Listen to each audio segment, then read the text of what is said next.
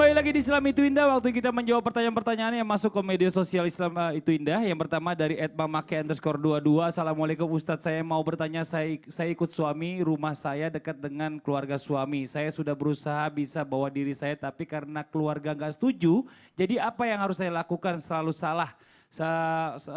Maksudnya salah mereka dan amat benci saya. Berbuat baik pun perlakuan saya kadang-kadang tidak seperti dimanusiakan. Nah pertanyaannya langsung aja ke pertanyaan ya, mungkin kita udah ngerti maksudnya. Bagaimana caranya atau coba naik lagi sedikit ya, naik lagi ya. Ya, oke langsung aja, ini panjang banget nih pertanyaannya. Mungkin langsung aja bagaimana caranya bisa menerima ya, ikhlas tapi ingin jaga jarak. Apakah itu diperbolehkan dalam Islam? Terima kasih, assalamualaikum warahmatullahi wabarakatuh. Jadi dia nih berbuat segala sesuatu itu salah terus. Ya, salah terus, oh iya saya lupa. Ustaz Maulana. Salah terus, jadi dia mau berbuat baik pun di mata orang-orang itu salah. Karena ini masalah dekat dengan keluarga. Ini bagaimana solusinya Ustaz? Buat semuanya. Camkan ini. Jangan pernah membenci keluarga pasangan. Jangan pernah. Justru kita berbangga, bersyukur punya keluarga baru, punya keluarga suami, punya keluarga istri, rangkul mereka. Kalaupun mereka rese, bentuk perhatian, itu bentuk cintanya. Saya mau tanya Uma punya mertua perempuan? Udah meninggal Ustaz. Mertua laki-laki? Udah meninggal juga Coba, Ustaz. sekiranya ada mertua laki-laki, mertua perempuan, senang gak? Seneng lah. Di antara ada orang gak punya, ibu punya, aman sudah. Dan yang terakhir, saya tambah sedikit. Oh, ya udah cepet dikit ya. Kalaupun mereka rese ngurusin kita, sudah tenang. Udah tenang. Perlihatkan kemampuan, kemandirian. Karena dilihatnya tidak mandiri maka ikut campur. Jadi tidak usah disalahkan. Jangan salahkan orang. Lebih baik memperbaiki diri. Betul. Pokoknya berbuat baik terus aja, Berbuat terserah baik orang mau aja. beranggapan apa, berbuat baik terus aja. Ini Masya Allah luar biasa. Nah sekarang kita masuk ke pertanyaan yang kedua nih. Dari @ega_iza. Nah assalamualaikum warahmatullahi wabarakatuh. Ustaz, saya mau tanya, di handphone kan ada aplikasi Al-Quran. Misalnya kita tidak ada wudhu, bolehkah kita memegang handphone tersebut? Demikian pertanyaan saya. Terima kasih, tolong dijawab. Waalaikumsalam warahmatullahi wabarakatuh. Assalamualaikum warahmatullahi wabarakatuh. Ustadz Kafi. Baik, pertanyaannya bagus sekali ya. Bismillahirrahmanirrahim. Bagaimana kalau kita baca Al-Quran di handphone? Haruskah kita wudhu? Ya, jawaban ulama kontemporer adalah yang pertama, tidak harus wudhu. Tidak apa-apa, tidak menggunakan wudhu. Karena beda mushaf dengan digital.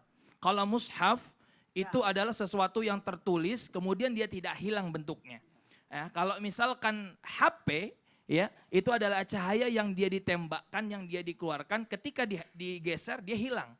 Nah maka itu tidak disebut mushaf, dan ulama berpendapat bahwa ketika kita baca tidak harus dengan wudhu. Tapi dengan adab Al-Quran, karena kita membaca ayat Al-Quran, kita harus berwudhu. Sebagaimana kita ketika ingin membaca Al-Quran memegang mushaf, la yamassuhu illal mutahharun, ya, diutamakan, sangat dianjurkan untuk kita mempunyai wudhu atau bersuci. Oke ya, jelas ya. Dan pertanyaan yang terakhir yang masuk dari @nurwahyuni 8905. Assalamualaikum, apa hukumnya menghilangkan tai lalat di wajah? Nah ini mohon penjelasannya. Untung tahi lalat nih. Coba kalau yang lain. Dengarin. Jangan dong. Kasus ini pernah terjadi sama bintang tamu kita. Udah. Perasaan dulu ada tai lalatnya. Nanti dia. dulu, makanya biar dijelasin aja. Dulu. Langsung Aku dijelasin. klarifikasi. Oh iya. Ada kan Makin gede Ustadz, kan malu nanti kalau misalnya ngeliat kemana-mana ke sandung karena ketutupan. Nah, untung baru lalat yang tahin. Coba kalau yang lain. Uma dijawab silakan. Bagaimana hukum membuang tai lalat? Tergantung. Apakah pertama alasannya tai lalatnya sangat banyak di wajah, adalah orang yang tai lalatnya sangat banyak, atau kedua tai lalatnya sangat besar? Itu menjadi sebuah aib, menjadi sebuah kekurangan. Maknanya adalah orang-orang akan mengatakan hal tertentu sehingga yang merasa rendah diri ini namanya boleh untuk menghilangkan aib. Atau apakah tai lalatnya ada di ujung hidung sehingga orang-orang mengatakan wah kayak badut misalnya. Atau ada tai lalatnya di bawah mata yang membuat orang-orang nggak bisa lihat misalnya. Atau ada yang tai lalatnya di Kenapa pada ketawa? Ini lagi Lagi ngejelasin. Oma ngomongnya di hidung-hidung kan tadi bintang tamu kita yang Gak di diomongin. ujung hidung banget lagi. pas Tadi banget. mau jelasin, mau Fadli. jelasin. Ataukah tai lalatnya ada di bawah mulut sehingga orang sesama kan itu boleh untuk dihilangkan. Jadi selama kalau tai lalat itu dihilangkan dengan tujuan untuk mengurangi atau menutupi aib, menghilangkan aib itu silakan apalagi untuk masalah kesehatan. Tapi kalau tai lalat itu dihilangkan dengan alasan kecantikan itu yang tidak diperbolehkan seperti itu. Masya Allah, Alhamdulillah ya, makasih banyak penjelasannya. Nah mungkin langsung aja kita dengarkan nih ada penjelasan untuk amalan dan doa yang dibawakan oleh guru kita Ustadz Kasif Hir. Mohon izin waktunya, silakan Ustadz Kasif. Ya, kenapa hati kita nggak bisa menangis ya? Karena bisa jadi kita kurang mengingat yang namanya kematian. Ketika kita mengingat kematian, kita pun menangis. Sahabat Nabi SAW yang bersama Utsman bin Affan, kalau ziarah kubur dia selalu menangis. Hatta ballat lihyatuhu, sampai jenggotnya basah. Makanya Rasulullah SAW bersabda, zurul kubur fa innaha tudzakirukumul akhirah. Perbanyaklah ziarah kubur. Saya mau nanya sama ibu-ibu, ibu lebih sering ke mall apa ke kuburan? Ke mall. Malah yang lebih suruh banyak tuh bukan ke mall, kata Rasulullah. Lembutkan hati engkau dengan apa? Lihat kuburan. Sekarang kita ada di atas tanah, satu saat kita ada di bawah tanah. Gimana kita nggak menangis? Ya Allah, kalau kita dimatikan, apakah kita sudah siap bekal berhadapan dengan Allah Azza wa Jalla? Sudah kita menyiapkan pahala yang diterima Allah Subhanahu wa taala. Makanya Nabi SAW ngajarin kita doa.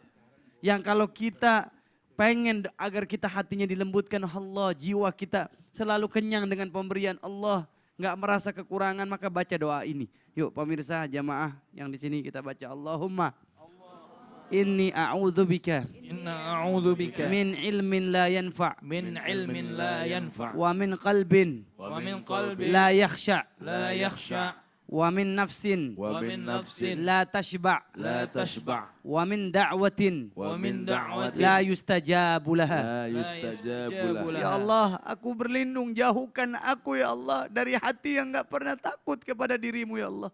Kenapa kita kalau ketemu bos kita bisa nunduk, kita bisa takut atas perintah dia. Kalau kita melanggar aturan dia kita takut. Tapi bosnya bos, pencipta langit dan bumi, ketika berhadapan dengan dia sholat seolah-olah gak ada perasaan takut kepada Allah. Di hadapan orang yang memberikan kita uang kita takut. Tapi berhadapan dengan yang memberikan kita mata, yang memberikan kita tangan, memberikan kita kaki, kita nggak takut. Allah Azza wa Jalla berikan nikmat tapi kita malah balas dengan kedurhakaan kepada Allah. Ya Allah, jangan sampai saya punya hati yang nggak takut kepada Engkau ya Allah. Hati yang binasa, hati yang hancur. Makanya kata para ulama, tangisan satu hari saya menangis di hadapan Allah lebih saya sukai daripada sedekah 1000 dinar. Artinya apa? Tangisan lebih mahal dari dunia dan seisinya. Tangisan membuat kita lebih dekat lagi dengan Allah Subhanahu wa taala. Amalkan doa ini, maka Allah akan lembutkan hati kita. Allah akan buat kita mudah menangis. Allah akan berikan kita kesempatan lebih dekat lagi dengan Allah. Kalau kita pengen tahu kita ini dicintai Allah atau bukan, kita ini kekasih Allah atau bukan, lihat bagaimana kita mampu menangis di hadapan Allah. Kalau kita mampu menangis di hadapan Allah, maka insya Allah kita termasuk kekasih Allah. Tapi kalau mata ini susah menangis, hati ini masih keras, hati ini batu, hati ini membeku, yang kita khawatirkan Allah nggak sayang sama kita. Jadi tanda Allah sayang sama kita bukan ketika kita punya uang banyak. Tanda Allah sayang sama kita bukan ketika kita punya rumah mewah, mobil mewah. Tapi tanda Allah sayang sama kita adalah ketika kita mampu berdoa kepada Allah, mata ini mampu menangis. Betapa banyak nih, saya mau tanya sama ibu-ibu, kalau nonton sinetron gampang nangis gak? Kalau dengerin ceramah pernah gak nangis? Nah, balas saya kaget nih bagian masyarakat Indonesia, kalau mau ngundang ceramah yang bisa bikin ketawa. Ustadz Kasif, kalau ceramah bikin ketawa, bercanda. Astagfirullahaladzim, tujuan agama ini diutus. Agama ini dihadirkan Allah Azza wa Jalla adalah untuk menundukkan hati kita kepada Allah.